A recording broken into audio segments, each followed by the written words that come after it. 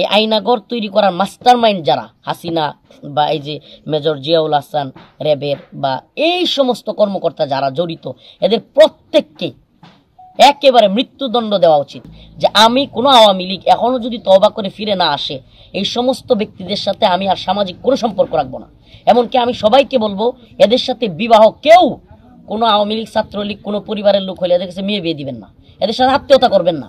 বর্ষিকোড়া, নেত্রকোনা সদরের বর্ষিকোড়া জায়গাটার নাম।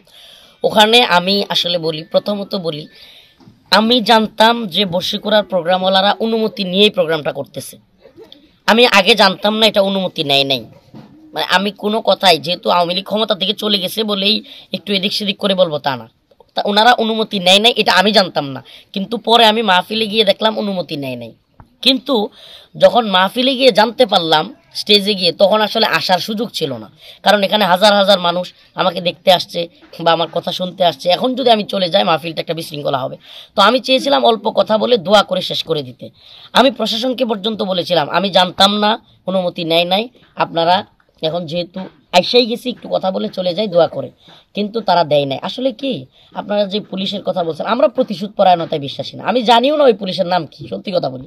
আমি এখন পর্যন্ত খুঁজই নেই নাই যে ওই পুলিশের নাম কি, আর আমাদের জানারও অত দরকার নাই। আল্লাহর কাছে এদের, আল্লাহ পাক এদেরকে শাস্তি দিবে। আর আমাদের যেটা কথা সেটা হলো, এই পুলিশ যারা ছিল এদেরকে অবশ্যই বিচারের আওতায় আনা উচিত।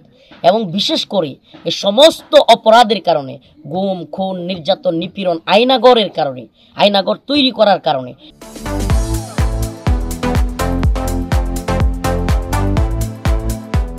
এই আয়নাঘর তৈরি করার মাস্টার মাইন্ড যারা, হাসিনা বা এই যে মেজর জিয়াউল হাসান র্যাবের বা এই সমস্ত কর্মকর্তা যারা জড়িত, এদের প্রত্যেককে একেবারে মৃত্যুদণ্ড দেওয়া উচিত। এবং এদের প্রত্যেককেই দ্রুত, ট্রাইব্যুনাল গঠন যেহেতু হয়েছে, দ্রুত এদেরকে এমন বিচার করা উচিত দৃষ্টান্তমূলক, যাতে করে মানুষকে এভাবে বছরের পর বছর গুম খুন নির্যাতন, আলেমদেরকে মাহফিল বন্ধ করে দেওয়া, আলেমদেরকে নির্যাতন করা, এই দুঃসাহস এরা যেন করতে না পারে। বর্তমান সরকারকে বলবো, আপনারা অনেক সময় নিয়ে ফেলছেন।